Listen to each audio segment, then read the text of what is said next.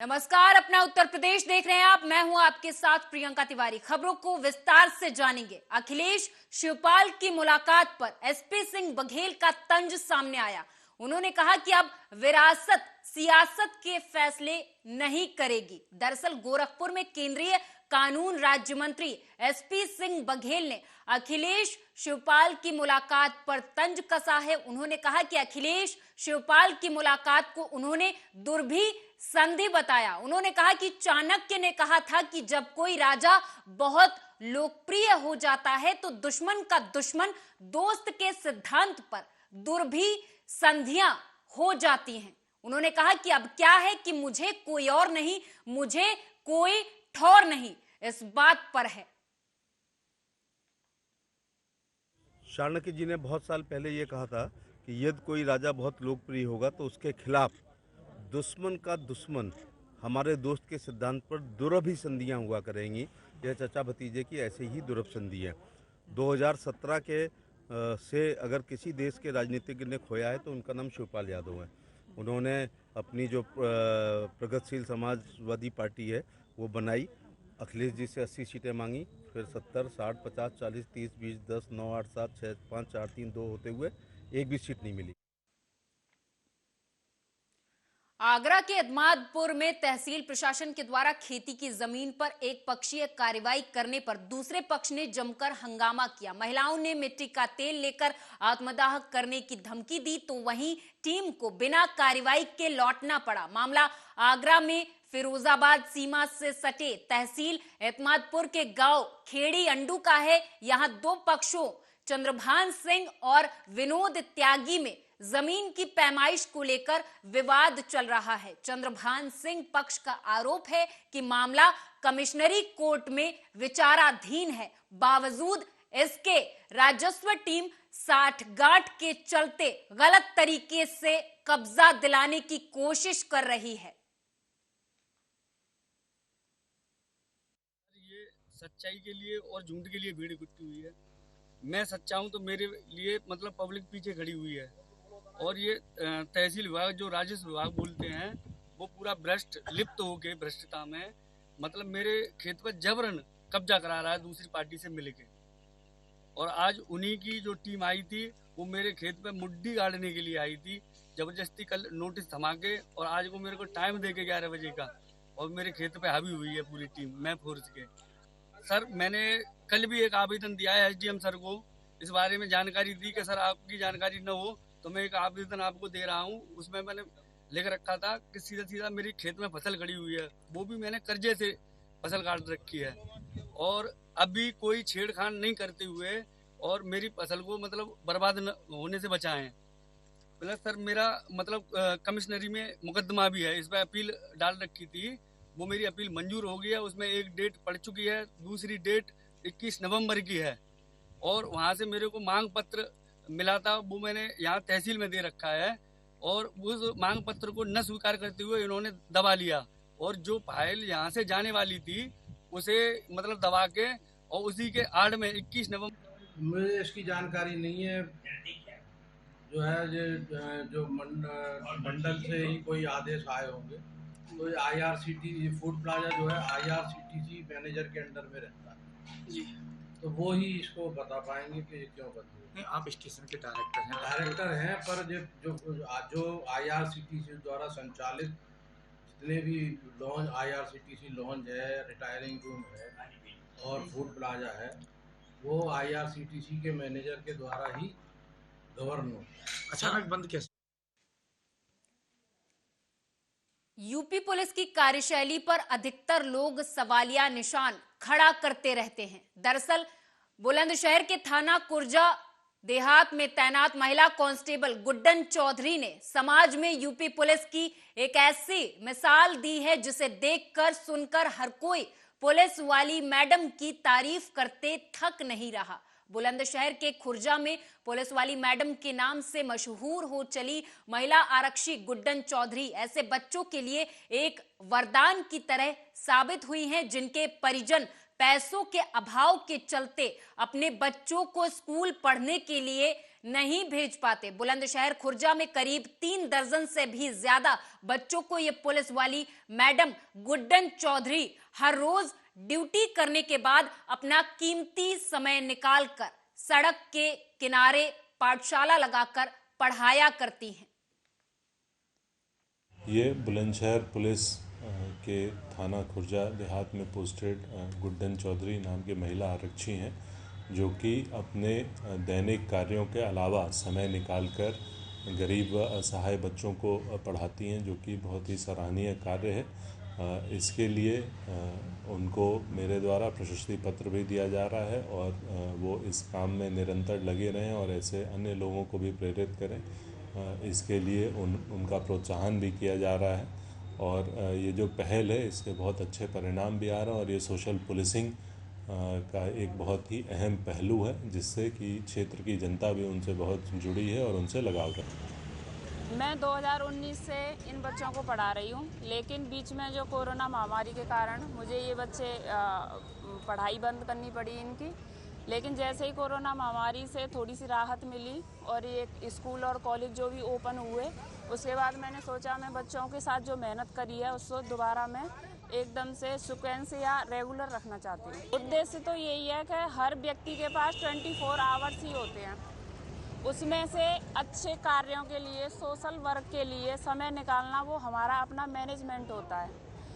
क्योंकि हर इंसान 12 या 13 घंटे मोस्टली ड्यूटी करता है, उसके बाद 13वां घंटा तो हमें सोशल वर्क के लिए मिलता है। जैसे मेरी नाइट ड्यूटी है तो मैं डे में पढ़ाती हूँ और डे मेरी ड्यूटी रहती है तो शाम को मैं शाम को 1 या 1.5 घंटा पढ़ाती हूँ। और किसी दिन ऐसा होता है कि जैसे ड्यूटी कहीं बाहर लगती है तो मैं नहीं भी पढ़ा पाती हूँ, तो इन्हें फ़ोन करके सूचित कर देती हूँ क्लास लगाओ। और इनमें कुछ स्टूडेंट ऐसे हैं इंटेलिजेंट, जो ये छोटे बच्चे हैं, उनकी ये। लखनऊ से अगली खबर है, जहां पर आपको बता दें कि विद्युत कर्मचारी मोर्चा संगठन उत्तर प्रदेश के द्वारा 43वां वार्षिक महाधिवेशन का आयोजन संपन्न हुआ। आयोजन के मुख्य अतिथि मंत्री स्वतंत्र देव सिंह उपस्थित रहे। संगठन के द्वारा कर्मचारियों की कुछ मांगों को भी मंत्री जी के आगे रखा गया। उन्होंने आश्वासन दिया कि जल्द से जल्द आपकी मांगों को मैं सीएम के पास रखूंगा। साथ ही साथ संगठन के द्वारा मंत्री जी का सम्मान भी किया गया। कराता ही माननीय योगी जी कर्मचारियों के प्रति हमेशा उनका मन रहता है कि इनका जो विषय है, इनकी समस्या का समाधान होना चाहिए। मैं विभाग के अधिकारी कर्मचारी से मैं बातचीत भी करूँगा, राजनीतिक मंत्री जी से भी बातचीत करूँगा। उनकी जो समस्या का समाधान कैसे बात के नाम पर 3 सीट हम पुनः जीतेंगे। जैसे रामपुर आजमगढ़ जीते थे, आज ये भी 3 सीट हम एक तरफा जीतेंगे। आदरणीय मोदी जी, योगी जी का नेतृत्व है, कार्यकर्ताओं का परिश्रम की पराकाष्ठा है, उसके आधार पर और जनता जनार्दन का आशीर्वाद सम्माननीय मोदी जी की, योगी जी के प्रति है। मैं तीनों मिलाकर हम लोग संगठन के कार्यकर्ताओं का परिश्रम करेंगे, जिसके आधार पर अर्जुन कुमार साहब चेयरमैन थे, फुल बोर्ड सामने और कुछ दूसरा है प्रस्ताव आएगा कि विद्युत सुधार, विद्युत आपूर्ति जनता को हो, भ्रष्टाचार कम हो, उसके लिए जरूरी है बिजली की चोरी पे अंकुश लगे और इलेक्ट्रिफिकेशन 100% हो केरल जैसा। और 100% केरल जैसा इसलिए इस तरह ना हो कि खंभे लगे तो तार नहीं है, तार लगे, बिल्कुल मतलब विदाउट इंटरप्शन आप सबको बिजली मिले। बुलंदशहर में डीएम चंद्र प्रकाश सिंह ने एक बार फिर से किसानों से पराली न जलाने की अपील की है। बता दें कि डीएम ने किसानों से पराली, धान, गन्ने की पत्ती और फसलों के अवशेष नहीं जलाने की अपील की है। उन्होंने कहा कि पराली जलाने से बुलंदशहर समेत एनसीआर में भी हवा दूषित हो रही है।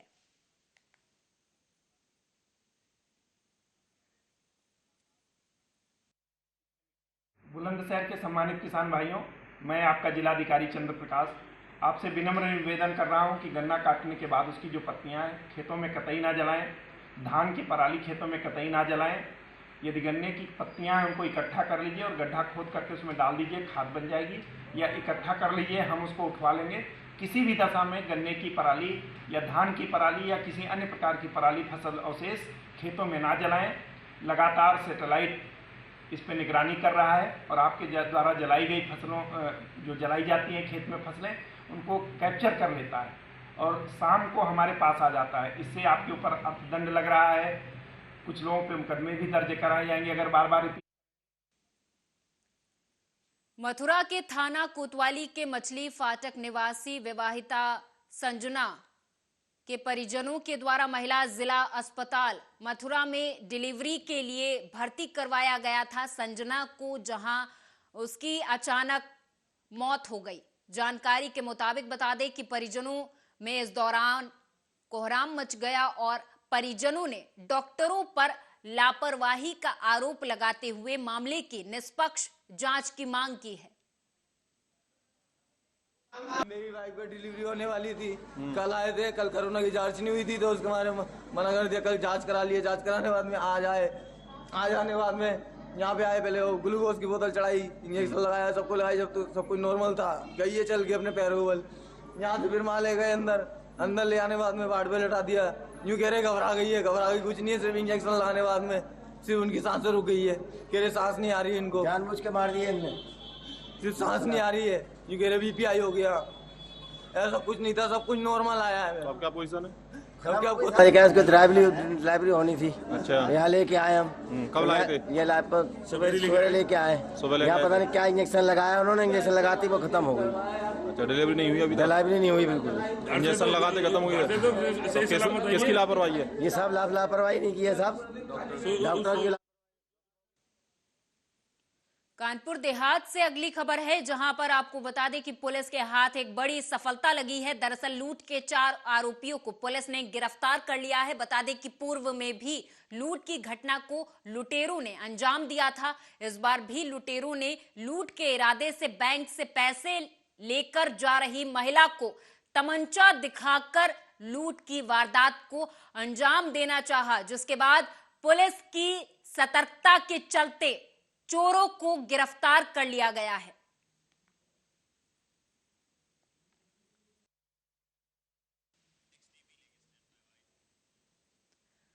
तो वहीं जनपद बुलंदशहर में लगातार चल रहा झोला छाप डॉक्टरों का आतंक, जहां पर एक तरफ सरकार हर एक सुविधा दे रही तो वहीं दूसरी तरफ आम जनता को परेशानी हो रही, क्योंकि झोला छाप डॉक्टरों का आतंक अभी भी बरकरार है। बता दें आपको कि जनपद बुलंदशहर के खुर्जा तहसील के खुर्जा जंक्शन फ्लाईओवर पर कलंदरगढ़ी में आदर्श नाम के क्लिनिक जो कि संचालित किया जाता है, वहां पर कई केस बिगड़ चुके हैं, लेकिन अभी तक उस क्लिनिक को संचालित करने वाले झोला छाप डॉक्टर पर अभी तक कोई कार्रवाई नहीं की गई है।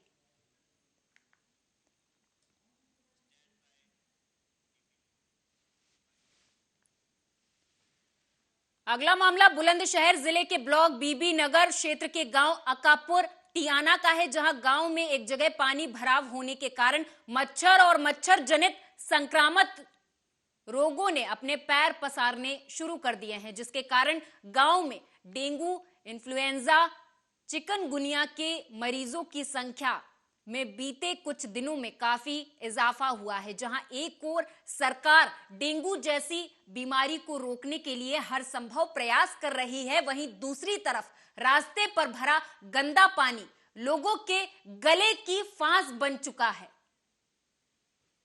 हमारी समस्या ये है कि हमारा जो गांव का मेन रास्ता है, वो मेन रास्ते पर जल भराव बहुत ज़्यादा है और जल भराव जो है वो इस कारण से है कि यहाँ पे एक तालाब है, उस तालाब पर अतिक्रमण किया हुआ है और हमने अनेकों बार शासन प्रशासन को अवगत कराया, लेकिन हमारी कोई सुनवाई नहीं होती। हमने पिछली साल एसडीएम साहब को भी अवगत करवाया, उसकी कॉपी हमारे पास है, लेकिन आज तक हमारी कोई सुनवाई नहीं हुई। उसके बाद हम प्रधान जी के पास भी गए, उनका भी कहना ये है कि मैं हमारे रास्ते की समस्या है कि हम कॉलेज जाते हैं, हमें जूते वूते सब तार के जाना पड़ता है इसमें निकाल के। फिर हमें कॉलेज के टीचर गुस्सा करते हैं कि आप ऐसे क्यों आते हो, गंदे कपड़े क्यों करके लाते हो। हम क्या बताएं उन्हें कि हमारे गाँव में जल भराव है। ये जल भराव की समस्या कब से है करीबन? ये काफी दिनों से है। हमारे रास्ते की समस्या है कि हम कॉलेज जाते हैं, हमें जूते वूते सब तार के जाना पड़ता है इसमें निकाल के। फिर हमें कॉलेज के टीचर गुस्सा करते हैं कि आप ऐसे क्यों आते हो, गंदे कपड़े क्यों करके लाते हो। हम क्या बताएं उन्हें कि हमारे गाँव में आगरा कैंट स्टेशन पर स्थित एक्सप्रेस फूड प्लाजा अचानक से बंद हो गया। फूड प्लाजा की गेट पर क्लोज्ड के पैम्पलेट भी चस्पा कर दिए गए। फूड प्लाजा के बंद हो जाने से रेल यात्रियों के खानपान से संबंधित समस्याएं उत्पन्न हो गई हैं। आपको बताते चले कि हाल ही में आगरा कैंट स्टेशन के डायरेक्टर मोहम्मद अरशद के द्वारा फूड प्लाजा के सहायक मैनेजर के साथ मारपीट की गई थी, जिसका सीसीटीवी वीडियो भी वायरल हुआ था। सूत्रों की माने तो फूड प्लाजा के बंद होने के पीछे इस संबंध में जो स्टेशन डायरेक्टर के खिलाफ शिकायत दर्ज कराई गई है, उस शिकायत को वापस लिए जाने के लिए फूड प्लाजा प्रबंधक पर दबाव बनाया जा रहा था। मुझे इसकी जानकारी नहीं है। जो है जो मंडल से ही कोई आदेश आए होंगे। तो IRCTC फूड प्लाजा जो है IRCTC मैनेजर के अंडर में रहता है जी, तो वो ही इसको बता पाएंगे कि क्यों बदली। नहीं, आप स्टेशन के डायरेक्टर हैं पर जो IRCTC द्वारा संचालित जितने भी लॉन्ज IRCTC लॉन्ज है, रिटायरिंग रूम है और फूड प्लाजा है, वो IRCTC के मैनेजर के द्वारा ही गवर्न हो। अचानक बंद कैसे हो गया, क्या वजह? फिरोजाबाद जिले में फर्जी अभिलेख से नौकरी करने वाले एक और गुरुजी पर कार्रवाई हुई है। दरअसल 6 साल से विभाग में नौकरी कर रहे फर्जी शिक्षक विभाग ने जांच कराई तो इसके बीकॉम के अभिलेख फर्जी मिले हैं। रमेश पाल, जो कि प्राथमिक विद्यालय कबीरपुरा विकासखंड फिरोजाबाद में कार्यरत थे, इनके संबंध में एक शिकायत प्राप्त हुई कि इनके स्नातक के जो है वो अभिलेख फर्जी हैं, जिसके क्रम में हमने यूनिवर्सिटी को इनका सत्यापन भेजा। यूनिवर्सिटी से हमें जो सत्यापन प्राप्त हुआ उसमें ये अंकित होकर मिला कि चार्ट में इनका नाम अंकित नहीं है। तो उसमें इनको सुनवाई के 2 अवसर भी प्रदान किए गए, जिसमें ये कोई जो है वो संतोषजनक उत्तर नहीं दे पाए, जिसके क्रम में इनको दोषी मानते हुए इनकी सेवाएं समाप्त कर दी गई हैं और BO को जो है वो FIR कराने के आदेश दिए गए। लखनऊ से अगली खबर है, जहां पर आपको बता दें कि DCP मध्य अपर्णा कौशिक, ADCP मध्य राजेश श्रीवास्तव की टीम को बड़ी सफलता हासिल हुई है। दरअसल बैंकों के बाहर टप्पेबाजी की घटना सामने आने के बाद थाना हुसैनगंज, थाना आलमबाग में मुकदमे लिखे गए थे। थाना हुसैनगंज सर्विलांस सेल की संयुक्त टीम की मदद से 5 टप्पेबाज चोरों को पुलिस ने धर दबोचा है।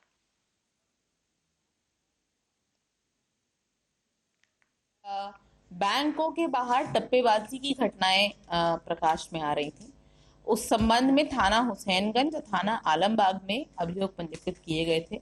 तभी से लगातार हमारी टीमें इसके सफल अनावरण करने हेतु प्रयासरत थी। इसके संबंध में बताना है कि इन सभी घटनाओं का सफल अनावरण किया गया है और उसमें 5 शातिर अभियुक्तों को पकड़ा गया है।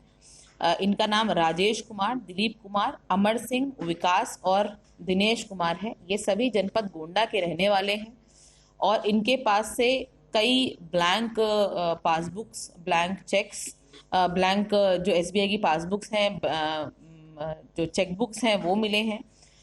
विभिन्न बैंकों के डेबिट कार्ड, क्रेडिट कार्ड मिले हैं। फतेहपुर जिले में छेड़छाड़ के एक और पुराने मामले में समझौते का दबाव बनाने आए लोगों ने समझौता करने से मना करने पर गांव के दबंगों ने उन पर फायर झोंक दिया। परिवार के लोग तो जान बचाकर भाग गए, लेकिन वृद्ध महिला नहीं भाग पाई, जिससे उसके पैर में गोली लग गई। हालांकि उसे बचाने आए भतीजे को भी लाठी डंडों से पीट पीट कर लहूलुहान कर दिया गया और हमलावर धमकी देते हुए चले गए। हालांकि बाद में परिजनों ने वृद्ध घायल महिला को और भतीजे को जिला अस्पताल में भर्ती करवा दिया है। लेडीज थी उनको मारने लगा। जब मारने लगा तो मानी वहाँ से लोग आए तो सीधा काका के दाई बोली कि न मारा हमें, मैं मेरी से पेट दूंगा, तो उसकी दाई की गोली मार दी। किसने मारा है? मारे जितेंद्र, दिलदार, सत्येंद्र। ये कहाँ के रहने वाले हैं? एक है कीर्ति खेड़ का। कानपुर देहात से अगली खबर है, जहां पर आपको बता दें कि जिला अस्पताल परिसर में तेज रफ्तार डीसीएम पलट गई। दरअसल हाईवे पर अज्ञात वाहन से घायल पड़ी महिला को डीसीएम से उपचार के लिए 2 युवक जिला अस्पताल लाए थे। उपचार की जल्दबाजी में डीसीएम जिला अस्पताल में पलट गई। बता दें कि इस हादसे में डीसीएम में सवार घायल महिला की मौत हो गई है, जबकि एक युवक गंभीर रूप से घायल हो गया है। कहाँ ले जा रहे थे आप गाड़ी? ये गाड़ी जा रही थी नोएडा से और बाराबंकी। यहाँ कैसे आई? यहाँ जबरदस्ती उस आर्मी वाले ने चाबी छीन लिया ऑन रोड पे मेरे से और खुद सीट पे बैठ गया और महिला को डाला। उसका ऑलरेडी पहले से एक्सीडेंट हुआ पड़ा था। उसके बाद उस महिला को इसमें डाला और एक बंदा गेट खोल के खड़ा हो गया साइड में, कंडक्टर साइड, और एक बंदा ड्राइवर साइड। और उसके बाद महिला को लेके और रिटर्न गाड़ी रॉन्ग साइड से लेके ये अपने आप चलाते हुए ज़बरदस्ती लेके आया और यहाँ पे एक मारुति में पहले मारी गाड़ी। देखिए डीएल नंबर की एक गाड़ी जो नोएडा से बाराबंकी जा रही थी, ये गाड़ी जब 12 के पास पहुंची तो कुछ व्यक्तियों द्वारा एक महिला को जो टक्कर लग गई थी, बुजुर्ग महिला को, उस महिला को अस्पताल ले जाने के लिए कहा गया। ड्राइवर द्वारा उसमें कुछ आनाकानी की गई तो उसमें से 2 व्यक्ति ट्रक में चढ़ गए और ड्राइवर से चाबी लेकर गाड़ी ट्रक को चलाते हुए उस महिला को ट्रक में लिटा के और उसके बाद अस्पताल की तरफ चल दिए थे। अस्पताल के अंदर तेज़ गति में होने के कारण जैसे ही इनको मोड़ा है, डिसबैलेंस होने के कारण वो वाहन पलट गया। ये ज़्यादा जानकारी तो नहीं पता लगी, लेकिन ये एकदम से धम की आवाज़ आई तो हम लोगों ने जब बाहर निकाल के देखा तो एक ट्रक जो ला रहा था एक पेशेंट को, जो शायद दूसरी जगह कोई घटना हुई थी, वो पलट गया। यहाँ उसने एकदम से टर्न लिया जिससे पलट गया। तो हम लोगों ने देखा तो हमारे वार्ड बॉय वहाँ गए और एक लेडीज़ को लेके आए और एक एक्सीडेंटल पेशेंट को लेके आए। तो लेडीज़ जब यहाँ इसी के साथ इस खास पेशकश में मेरे साथ बस इतना ही। आप देखते रहें आर्या न्यूज़।